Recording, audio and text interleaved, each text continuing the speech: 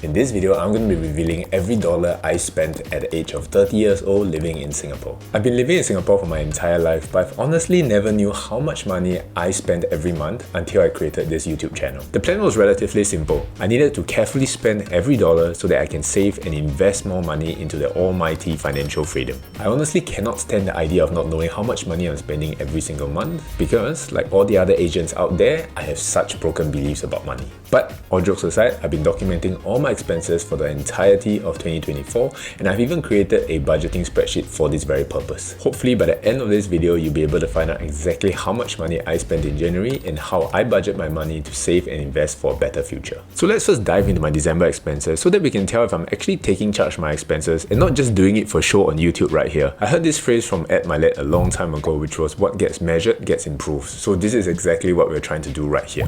So I record my expenses with a simple two-step process every single month. Step 1 occurs whenever I make a physical or online transaction. Anytime I want to buy something, I will immediately type that into my wallet app. So this will help me to compile a pie chart that shows me exactly how much money I'm spending and on what category. This is really very important because I'm an extremely lazy person and I like to do things that bring the most results. I usually look at the categories that I spend the most and I try to reduce that so that I have the biggest results out of them, or this is the easiest way and the most efficient way that I found that worked for myself, or rather the most tolerable way that I found in order to continue this every single month and still having fun doing it.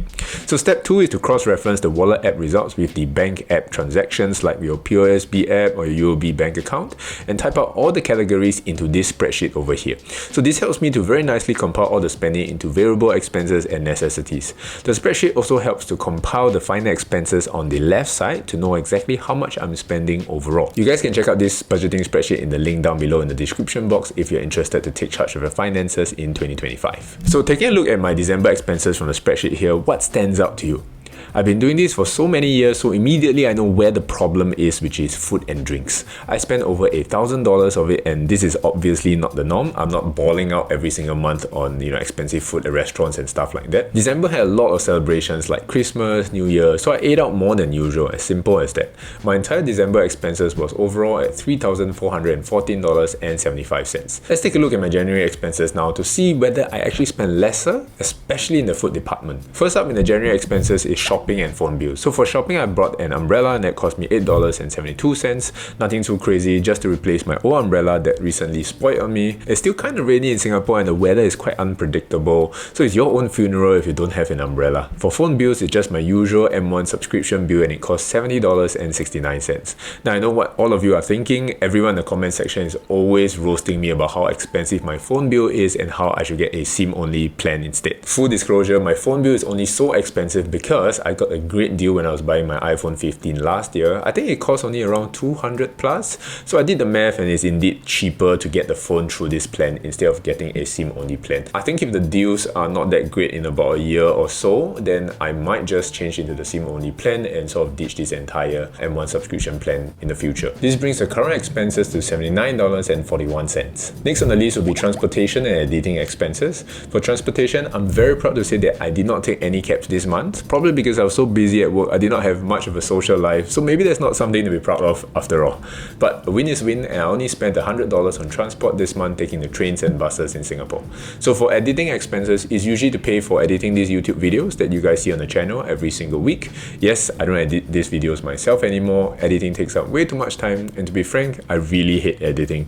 It really brings out this perfectionist side of myself that I never knew existed before I edited videos. My editor Hasbi does a way better job editing videos than me, so I'm so glad I found him, and paying him to do this every single week has made me to become more consistent with posting YouTube videos and getting monetized on YouTube, so I'm forever grateful to him. With that being said, I spent a total of $406 on editing services this month. This brings the total expenses to $585.41. Next on the list will be subscriptions. I have a hell lot more subscriptions ever since I started this YouTube channel. That is because I subscribe for a lot of these tools that can help me make better YouTube videos. I'm not sure if it's actually helping. My YouTube is slowly but surely growing, but I haven't seen any explosive growth with viral videos or anything like that. But with that being said, brace yourself because this is the entire list of subscriptions that I currently have. I currently have 9 subscriptions on the list, and these are all from smallest to biggest.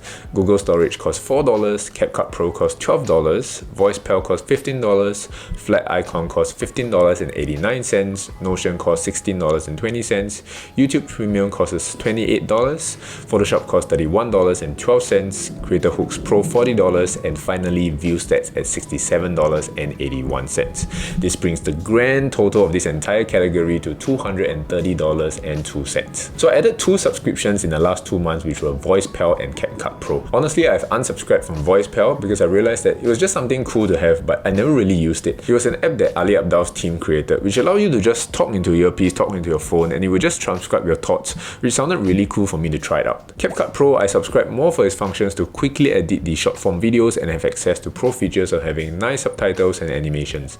I'm still honestly debating on whether I should keep it as for now, but I'm still okay to continue paying for it, at least as for now.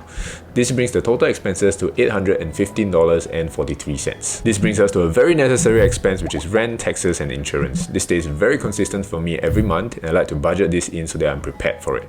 How I used to do it was just to dig into my savings every single time I had to pay for these big expenses, and it gave me a lot of anxiety, honestly. I didn't know whether I had enough money for it, and it always weighed on my mind. Nowadays, I know that I will always have enough money for it because I'm putting money away every single month. Whenever these big deductions happen, they don't scare me anymore. All in all, they stay relatively consistent at $1,000, and this brings the total expenses to $1,815.43. Please pardon the frequent airplane sounds that you hear. A lot of airplanes are flying through my house as I'm recording this video right now. Then comes the cream de la cream, which is food and drinks. This is always where the main bulk of my money goes every single month. I honestly don't use and spend a lot on luxury things, probably because I hardly give a shit about what people think about me. One of the perks of being awesome and having self-confidence, I guess. Probably because I was super busy in January as well, I didn't quite have the time or energy to spend on outings and good meals. I only spent $837.25 on food and drinks, which is a very nice decrease of almost $200 compared to December expenses. This means an additional $200 can be invested away so that my retirement can come closer. Just joking, I don't intend to ever retire, probably because I enjoy working too much. This brings the total expenses in January to a grand total of $2,652.68. Overall reflections in January would be that I spent $762.07 less than in December, which is an amazing win. Based on my income, I realized that I can actually be a bit looser when it comes to spending more money. My problem is actually not being able to chill out and spend more money to enjoy myself because I want to optimize too many things all the time. Most of my spending from last month came from one-off expenditures like donations, electronics, and buying books, to further my education and stuff. All these are fine as long as they don't exceed $100 or so threshold individually. My plan for 2025 is also, believe it or not, to actually increase the amount that I'm spending and not decrease it. However, I still want to be mindful and increase the spending on actually education and courses. I still want to take more courses that will help me to improve my skills for content creation and scale my YouTube channel and TikTok account.